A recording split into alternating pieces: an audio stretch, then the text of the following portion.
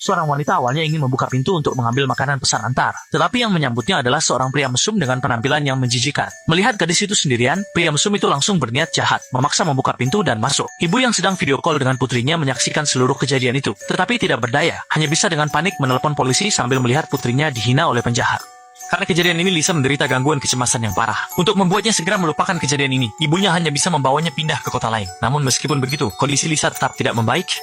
Dia tidak berani keluar rumah. Setiap kali mendengar suara angin atau gerakan kecil, dia akan mengalami insomnia semalaman. Lama-kelamaan, kepribadian Lisa juga berubah. Dia mulai suka mengintip privasi orang lain. Interaksi dan gesekan antara tetangga semuanya direkam ke dalam kameranya. Tanpa disadari, hobi khusus ini akan sekali lagi mendorongnya ke dalam jurang yang menakutkan.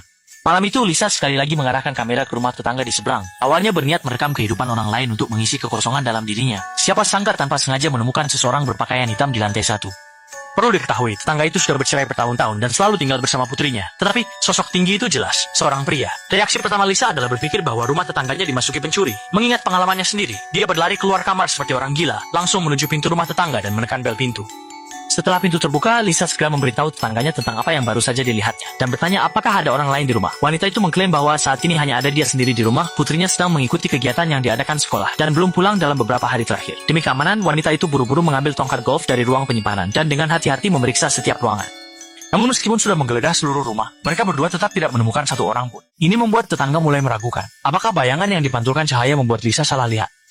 Lisa ingat dengan jelas, saat itu tetangga wanita jelas berada di lantai 2, tapi bayangan itu ada di lantai 1. Jelas bukan ilusi yang disebabkan oleh cahaya. Namun, karena tetangga sudah berkata demikian, ditambah lagi tidak ada petunjuk mencurigakan di dalam rumah, dengan terpaksa Lisa hanya bisa melambaikan tangan untuk berpamitan. Setelah mengantarnya pergi, tetangga itu mulai mandi di bak mandi. Keduanya tidak menyangka bahwa garasi yang lupa diperiksa justru menjadi tempat persembunyian terbaik bagi penjahat. Ketika tetangga wanita selesai mandi dan bersiap kembali ke kamar untuk beristirahat, penjahat itu tiba-tiba muncul di belakangnya, mengayunkan batang besi dan langsung menyerang dengan mematikan. Namun Lisa juga terus merasa khawatir tentang keselamatan tetangganya. Keesokan harinya, dia menunggu lama di depan pintu, hingga putri tetangganya pulang dari sekolah, lalu dia ikut masuk ke dalam rumah. Setelah pencarian, mereka akhirnya menemukan tetangga perempuan terbaring di genangan darah di kamar mandi. Saat itu, dia sudah tidak ada denyut nadi, sudah menjadi mayat yang dingin. Tak lama kemudian, banyak polisi datang dan mengamankan tempat kejadian. Lisa juga menceritakan semua yang dia ketahui kepada polisi.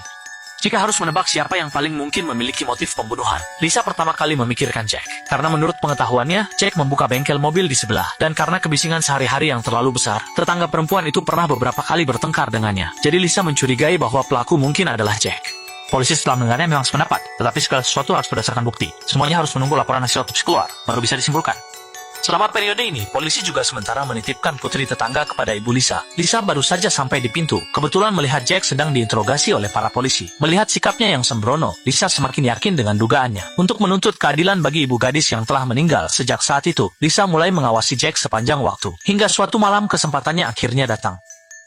Seorang wanita baru saja selesai mandi, bersiap untuk tidur, namun diserang oleh penjahat dan disiksa hingga tewas. Sebagai saksi mata, Lisa pertama kali mencurigai Jack, karena Jack memiliki bengkel mobil di dekat situ, dan korban pernah beberapa kali bertengkar dengannya mengenai kebisingan. Tidak diragukan lagi, Jack memiliki motif pembunuhan yang cukup.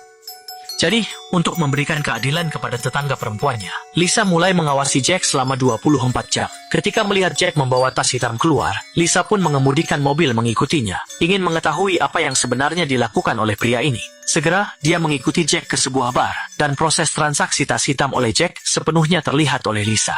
Beberapa orang mencari. Hei, kemari! Jack sangat bingung, mengapa wanita itu terus mengikutinya. Ketika ketahuan sedang membuntuti, Lisa pun tidak berpura-pura lagi, lalu bertanya balik, apakah tas hitam yang diperdagangkan itu adalah barang berharga yang dicuri setelah membunuh tetangga. Mendengar hal ini, Jack langsung tertawa, menjelaskan bahwa bengkel miliknya belakangan ini sepi, dan yang dijual hanyalah beberapa alat saja. Jika tidak percaya bisa melaporkannya ke polisi. Lisa mendengar itu langsung merasa sangat malu, tidak menyangka hampir saja menuduh orang baik. Namun untungnya pada hari kedua setelah Jack dibebaskan dari kecurigaan, kepala polisi datang dengan membawa laporan otopsi tetangga. Menurut data yang ada, korban terluka oleh benda tumpul. Tetapi yang aneh adalah, pada hari kejadian, tidak ditemukan tanda-tanda pintu atau jendela di dalam ruangan telah dicongkel. Jadi kepala polisi tidak menutup kemungkinan bahwa pelakunya adalah orang yang dikenal. Dengan kata lain, putri almarhum Cui Xia juga merupakan salah satu tersangka. Bagaimanapun, ibunya memiliki warisan jutaan, dan Cui Xia sebagai satu-satunya ahli waris. Jika dikatakan tidak memiliki motif pembunuhan, mungkin hantu pun tidak akan percaya. Namun, mengingat pada hari kejadian Cui Xia berada di sekolah, kasus ini masih perlu diselidiki lebih lanjut. Perkataan kepala polisi membuat Lisa tiba-tiba menyadari sesuatu. Setelah meninjau rekaman, ditemukan bahwa almarhum tampaknya juga pernah mengalami ketidaknyamanan dengan tetangga lain, John. Setelah itu, Lisa juga menanyakan hal ini kepada Cui Xia dan terdengar nama John. Cui Xia menjadi sangat marah dan tidak mau bekerja sama.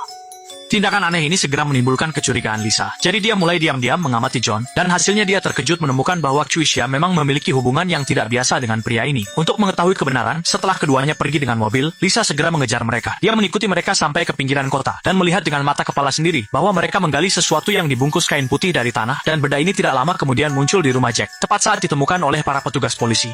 Benar, ini adalah senjata yang digunakan untuk membunuh Ibu Cuisia. Sekarang bukti sudah jelas. Ditambah dengan tuduhan Lisa sebelumnya, Jack akhirnya dipenjara. Lisa tentu tahu bahwa Jack tidak bersalah. Untuk membantunya membersihkan nama dan menebus kesalahannya, Lisa bersiap untuk memulai penyelidikan dari John. Hari itu saat target meninggalkan rumah, dia diam-diam memanjat tembok, masuk ke rumah John melalui jendela kamar mandi, dan bersembunyi di ruang penyimpanan, bersiap untuk mengambil bukti yang bisa membantu Jack terbebas dari tuduhan. Tak disangka, dia benar-benar mendapatkan sesuatu yang tak terduga. Ternyata, putri almarhum, Cuisia, diam-diam bersekongkol dengan John. Tugas John adalah membantu Cuisia menyingkirkan ibunya, agar dia bisa mewarisi harta keluarga dengan lancar, dan sebagai imbalannya, Cuisia membayar John $100.000. Namun, yang tidak diduga Lisa adalah, setelah transaksi selesai, Cuisia yang khawatir rahasianya terbongkar, menyingkirkan John sebagai satu-satunya pelaksana, dan kemudian memalsukan kematian John seolah-olah bunuh diri. Tepat saat Lisa sibuk merekam, perangkat tiba-tiba memberitahu bahwa memori tidak cukup dan suara halus ini kebetulan tertangkap oleh Cuisia. Untungnya, ini adalah area perumahan. Cuisia tidak berani bertindak.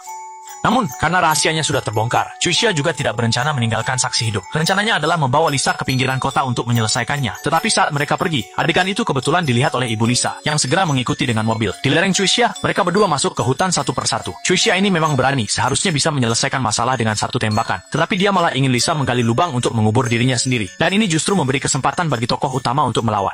Tepat ketika saya berpikir bahwa Lisa bisa menyelesaikan serangan balik, ternyata akhirnya tetap saja pistol itu berhasil didapatkan oleh Cuisia, menguasai situasi.